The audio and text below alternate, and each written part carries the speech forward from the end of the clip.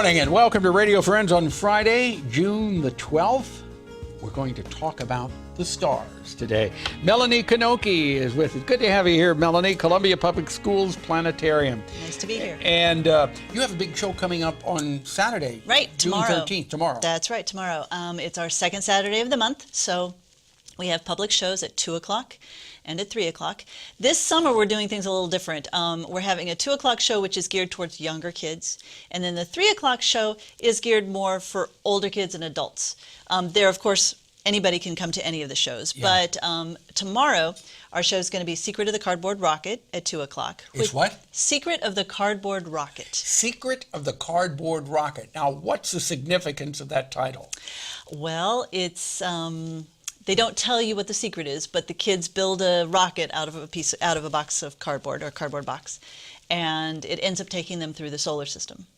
And they find out what the secret is, how they were able to travel through the solar system in a cardboard box at the end of the show. Okay, so, all right. But it's a good show. It's got a lot of content.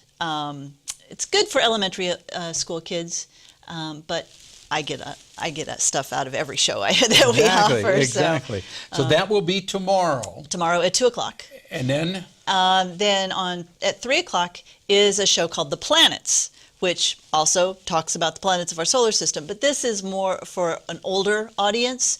It's narrated by Kate Mulgrew, who was Captain Janeway in Star Trek Voyager for Star Trek fans. And it goes into a lot more depth about each planet. It starts with the formation of our solar system, and then we travel to each object in our solar system and end up at the Kuiper Belt, which is the edge of our solar system. Yeah.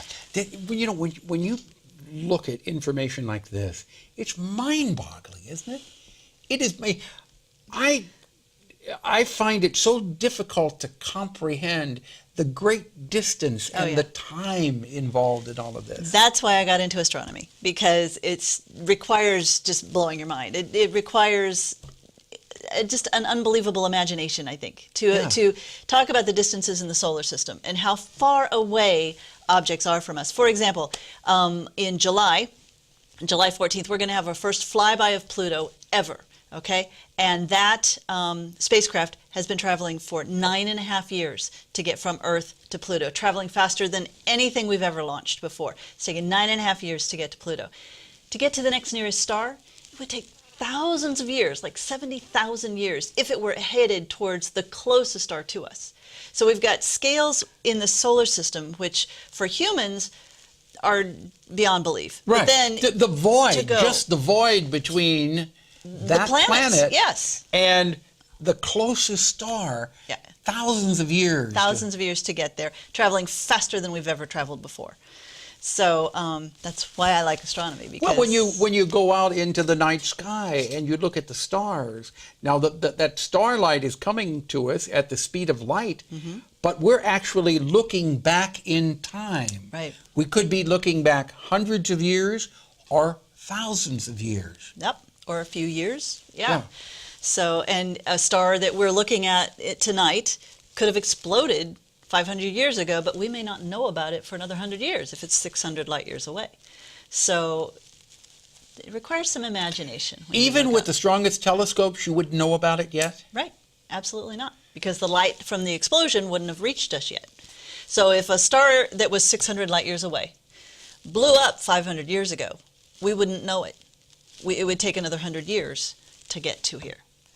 So all kinds of things could have happened that we don't know about yet, but they've already happened because that light is traveling here. But as someone once said, it's all relative. Yeah. So from our standpoint, in 100 years, when we see that explosion in the night sky, it will happen that night. You travel back in time. I mean, it happened 600 years ago. But for us, we just saw it. So okay. It's just kind of fun. Oh, we could just go on and on. I want to talk about something else, the Stratospheric Observatory. Yes, it's a SOFIA for short, Stratospheric Observatory for Infrared Astronomy. And the reason you're bringing this up and the reason I brought this nice little display here is because I am what they call an Earth partner with SOFIA, the planetarium and Rockbridge High School astronomy teacher. We are part of the Earth Partners, which allow us to, we get special training about SOFIA, an infrared telescope. Now, we're showing a picture of it, so if you want to see what we're talking about, go to kbia.org and watch this video. But this is a specially designed 747. This was a Pan Am 747 many years ago, 747 SP, which is a shorter version, and it was originally flying as a Clipper Lindbergh. That's right. It is now flying for NASA. And what is it doing? Well, they cut a big chunk out of the back of the fuselage and put in a 100-inch infrared telescope. And so what they do is they take it up at night about 43,000 feet above most of Earth's atmosphere to get it above the water vapor that absorbs infrared light and the carbon dioxide that absorbs infrared light. And they do astronomical readings, so they will go for 10 hours at a stretch. Okay, go back to this picture again, because you can see where they've cut a hole in the fuselage. Right. Now, is there glass or No, plastic? it's open. It's open? It's open to the telescope. And the telescope is there. Well, how do they keep from the people it's sealed, not sucked out? It's sealed. If you turn it over, there's a diagram that explains it. But it's sealed. It's a sealed compartment, so the telescope is behind this wall. Okay. And so people in the rest of the airplane, the only way they can tell that the door is open is to watch a monitor on the TV. There's no disruption in airflow. You can't feel it. There's no turbulence. It's pressurized. It's just that the telescope. The telescope is not pressurized. It is just out to the elements. And they've got it down. It took a long time. It's actually way over budget and way over long. But that's fascinating. But they finally got it to work. It took its first science run, I think, in 2014, so just last year. And you might get to fly on some of the students? I might get to fly on it, yeah. We applied to be the, there's AAA program, which is the, I can't remember the what it stands for right now, but Airborne Astronomers.